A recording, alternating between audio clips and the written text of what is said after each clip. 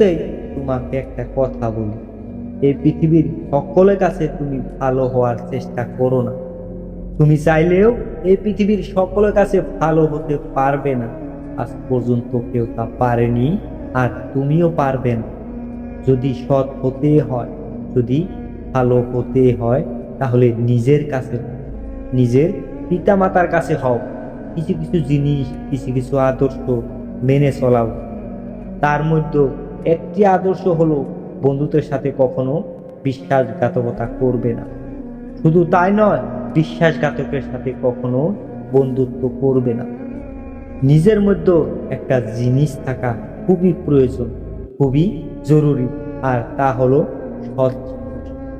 যদি ভুলকে ভুল এবং ঠিককে ঠিক বলার সাহস তোমার মধ্যে না থাকে, তাহলে তোমার মধ্যে সৎ, সাহস এবং ক্ষমতা কোনোটাই নেই।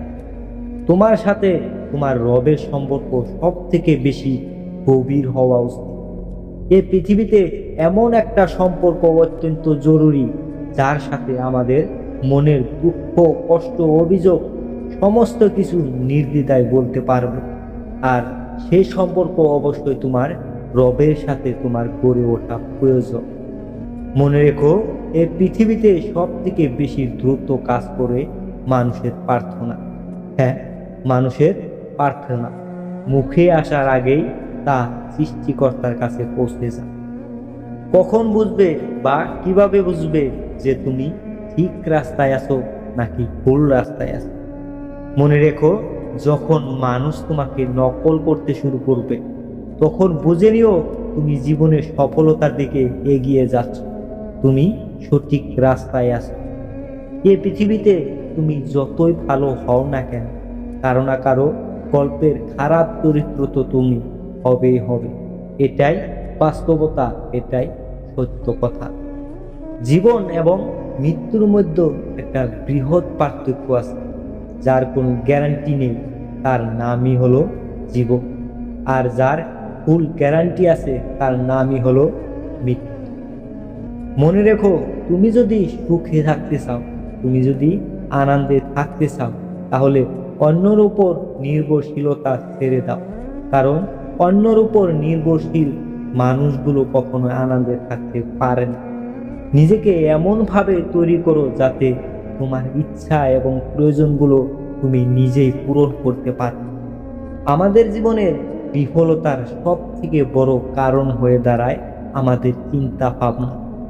আমরা মনে করি কাল থেকে শুরু করব, আজ নয় কাল থেকে স্টার্ট করব। মানুষের জীবনকে শেষ করে দেওয়ার জন্য এটাই যথেষ্ট।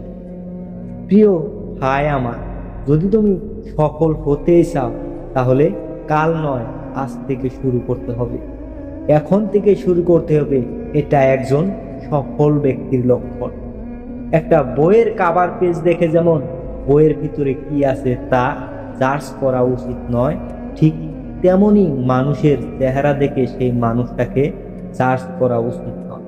কারণ চেহারার তুলনায় বড় মুখোশ এই পৃথিবীতে আর কিছুই নেই। নিজেকে সুখে রাখার দায়িত্বটা নিজেকে নিতে হবে।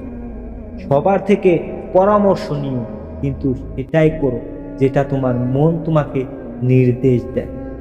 সফল ব্যক্তিরা কখনো ভাগ্যের উপর নির্ভর করেনি, তাই তুমিও ভাগ্যের উপর নয়, পরিশ্রমের উপর নির্ভর করতে শুরু করো। যদি তুমি সত্যিটাকে সত্যি এবং মিথ্যেটাকে মিথ্যে বলার সাহস রাখো, তাহলে তোমার বন্ধুত্বের সংখ্যা একটু কম এবং শত্রুর সংখ্যা একটু বেশি হবে। এটাই স্বাভাবিক। কাউকে না চিনে তাকে বিশ্বাস করা এবং পরিশ্রম ছাড়া কোনো কিছুর আশা করা, উভয় ক্ষেত্রে বিশ্বাস ভাঙার সম্ভাবনা প্রবল। সকলকে ইমপ্রেস করার প্রয়োজন নেই, নিজেকে ইমপ্রুভ করতে থাকো। মানুষ নিজে থেকেই ইমপ্রেস হয়ে যাবে। সময় কখনো ফুরিয়ে যায়নি। তুমি চাইলেই এই সময়টাকে সোনার মতো মূল্যবান বানাতে পারো, আবার তুমি চাইলেই তোমার সময়টাকে তুমি কমিয়ে কাটিয়ে দিতে পারো।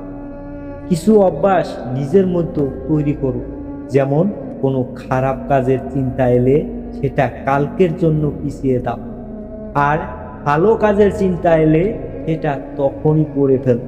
মনে রেখো, তোমার জীবনের রিমোট কন্ট্রোল কিন্তু তোমার হাতেই আছে। অনেক সময় পরাজয় স্বীকার করতে মন চাইবে, কিন্তু পরক্ষণে নিজেকে মনে করিয়ে দিতে হবে অনেকগুলো মানুষকে এখনো ভুল প্রমাণ করতে বাকি আছে, অনেককে জবাব দিতে বাকি আছে। এই সমাজে একজন মানুষের সরলতাকে অন্যরা বোকামি বলে মনে করে, তাই নেতিবাচক চিন্তা রাখা মানুষদের থেকে নিজেকে আলাদা রাখা। অহংকার খুবই বাজে একটা জিনিস। নিজের বয়স এবং টাকার উপরে কখনোই অহংকার দেখিও না, কারণ যা কিছু গোনা যায় সেটা একদিন শেষ হয়ে যাবে।